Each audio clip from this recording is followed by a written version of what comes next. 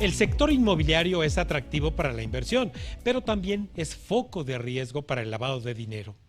Este sector continúa como una de las industrias de mayor exposición al lavado de dinero en el mundo y pese a los esfuerzos de reguladores para reforzar mecanismos que impidan a los delincuentes blanquear sus ganancias mediante operaciones inmobiliarias, todavía existen desafíos para poder tener más control sobre el dinero que circula en la comercialización de bienes inmuebles.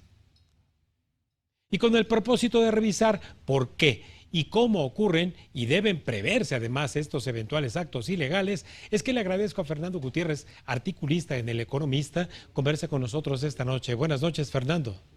Hola, ¿qué tal, doctor? Un saludo a usted y a su auditorio. Como siempre, un gusto conversar contigo, por sobre todo en temas pues tan delicados en los que nuestra audiencia, incluso a través de una operación de una compraventa de casa habitación o bien comprar o vender un local comercial, pudiera haberse envuelto. Pero ¿qué te parece si empezamos por que nos comentes, bueno, ¿qué, en qué consiste esta regulación que el grupo especializado en hacer estas auditorías recomienda y para qué? Sí, claro, pues para poner el contexto sobre este asunto, hay que recordar que el lavado de dinero es la actividad que busca legitimar el dinero ilícito que se obtiene de distintos delitos, corrupción, tráfico de drogas, trata de personas, o sea, es una gran cantidad de delitos y el lavado de dinero es el delito precedente a todos estos ilícitos que se cometen hoy en día. Y por ende pues buscar negocios o modalidades o técnicas o actividades económicas legítimas para poder disfrazar o hacer pasar el dinero como lícito cuando en realidad es ilícito, ¿no? Entonces, el sector inmobiliario tiene el gran riesgo de lavar o de que sea utilizado para el lavado de dinero porque son operaciones grandes, realmente son operaciones considerables. A veces se maneja mucho el dinero en efectivo, el uso de empresas fantasma para poder adquirir bienes inmuebles y posteriormente, por ejemplo, venderlos y así generar todavía una ganancia mayor con dinero ilícito, ¿no? Vemos a nivel global el GAFI, que es el grupo internacional que da recomendaciones para prevenir y combatir el lavado de dinero, pues sí tiene mucha especial atención sobre este tipo sobre este sector. ¿Y qué es lo que recomienda? Pues siempre recomienda a los países, primero, evaluar el riesgo al que están expuestos y posteriormente dirigir políticas que combatan o mitiguen este fenómeno, ¿no? Fer, ¿qué métodos utilizan y en qué tipo de operaciones pues estas personas o incluso grupos que buscan lavar el dinero? Sí, claro.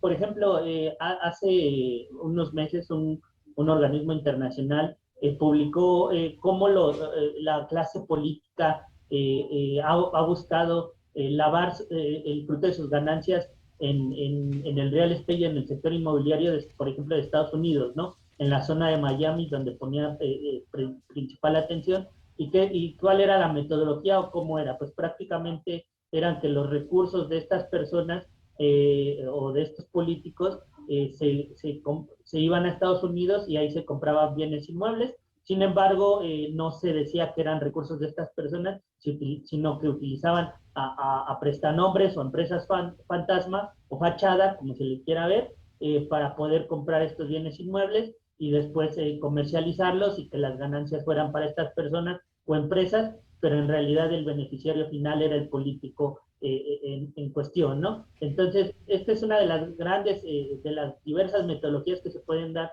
en el sector inmobiliario para lavar dinero, pero bueno, prácticamente creo que esa es la que se usa comúnmente, ¿no? Sí, Fernando, evidentemente cuando hablamos de bienes inmuebles, hablamos de terrenos, edificios, casas, habitación, plazas comerciales, edificios corporativos, muchísimo. ¿Dónde se acentúan las mayores vulnerabilidades?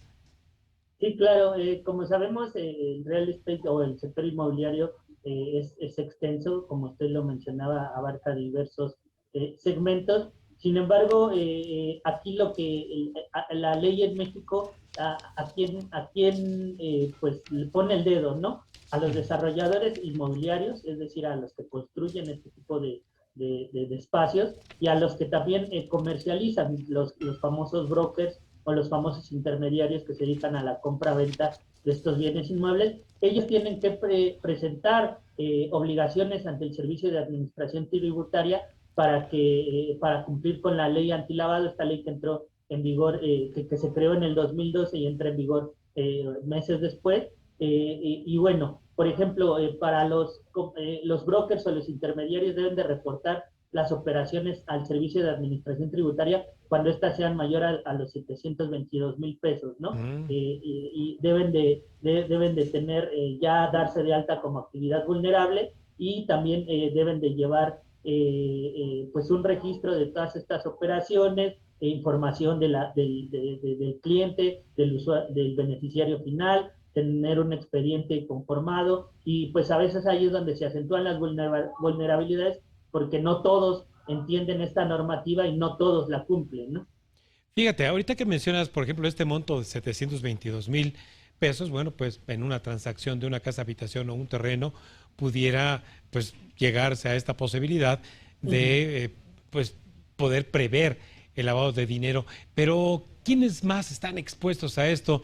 Por ahí yo he leído que si los políticamente expuestos, si las inmobiliarias, como tú dices, que de repente son fantasma, ¿quiénes? Sí, claro, el GAFI como tal acaba de sacar un documento muy extenso donde habla sobre todo qué modalidades o qué tipo de personas son las que, donde se ha acentuado el tema de lavado de dinero en el sector inmobiliario. Habla de operaciones con personas políticamente expuestas, que son estos funcionarios que tienen un cargo público o que tuvieron un cargo público en algún país y que comienzan a hacer sus operaciones, como lo mencionábamos con el caso del real estate en Estados Unidos, el tema de las compras residenciales, estos activos de mayor valor. Hoy veía un reporte que la casa más cara de la Ciudad de México se comercializaba entre los 36 millones de pesos, ¿no? Entonces ya son valores significativos, eso es también un poco rojo que pone el GAF y que dice hay que poner atención. También se han hecho, o sea, con este tema de las tecnologías, pues el uso de criptomonedas para la compra de bienes inmuebles, también dice Gafi, hay que poner ahí mucha atención. El uso de empresas anónimas, como lo decíamos, para la compra o comercialización de bienes inmuebles, y también el uso de profesionales que ayudan o facilitan una transacción, pues llámese abogados, llámese notarios, a veces los delincuentes o los malhechores les llegan al precio, digámoslo así, a los profesionales y ellos tienen, facilitan este tipo de operaciones porque sabemos que para una operación de este tipo se requieren de sus servicios, ¿no? En temas de servicios notariales, de escrituración, entonces ahí es cuando los profesionales hacen esto. Entonces ahí son pocos rojos que el GAFI dice y que pues que los países, por ejemplo México, deben de poner atención para fortalecer la regulación, ¿no? Sí, Fer, entonces, al menos dos recomendaciones genéricas que puedas hacerle a nuestra audiencia, que seguramente a lo mejor en familia tienen un muy buen terreno, ¿verdad? A lo mejor media hectárea, se les acerca una inmobiliaria y dicen, pues oiga, pues aquí vamos a asociarnos para construir una plaza comercial. ¿Cómo prevenir? ¿Qué pasos seguir para no involucrarse en alguna actividad de lavado de dinero? Sí, claro, cuando se acercan con este tipo de intermediarios, digámoslo así, pues lo conveniente aquí es preguntar, investigar también el nombre de este tipo de empresa, que no sea una empresa de reciente creación, a veces surgen de un día para otro, hacen muchas operaciones y luego vuelven a cerrar, entonces ahí está raro el asunto, que no se confíen de que les vayan a dar rendimientos extraordinarios, creo que es un consejo en general, y sobre todo pues que les pregunten si cumplen con la regulación antilavado, porque también esto nos puede llevar a nosotros como pues cómplices sin querer serlo, ¿no? Cuando una empresa cumple, pues nos pide la información, nuestros antecedentes, nuestra situación financiera, y bueno, eso le da seriedad a la operación y todavía pues se refuerza si es que esta entidad está dada de alta ante el Servicio de Administración Tributaria como actividad vulnerable. Sí, finalmente, Fernando, y bueno, tú que estás midiendo el pulso todos los días al desarrollo inmobiliario, ¿cómo le está yendo y cómo ves tú hacia adelante le puedan ir en condiciones? Porque ocupa muchísima gente la construcción.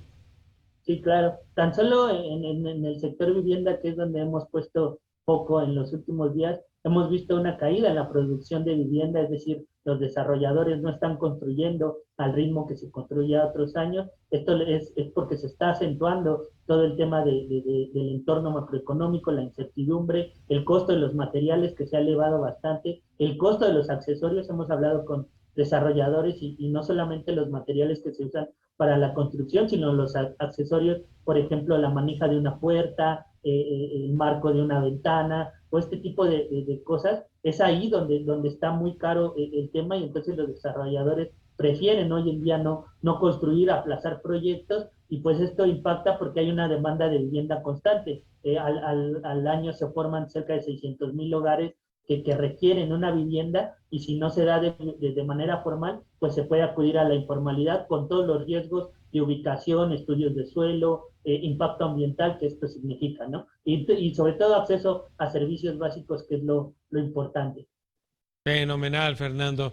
Ni duda cabe que, bueno, para estar al día en materia de desarrollo inmobiliario, sus regulaciones y sobre todo en este tema tan delicado del lavado de dinero, hay que leerte en El Economista. Muchísimas gracias, mi querido amigo.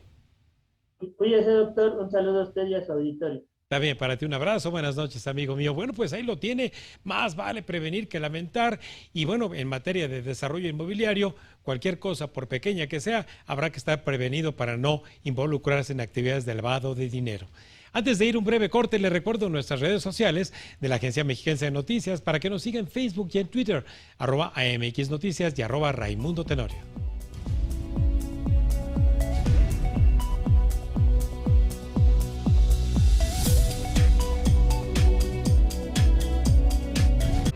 Estás viendo Cuentas Claras con Raimundo Tenorio.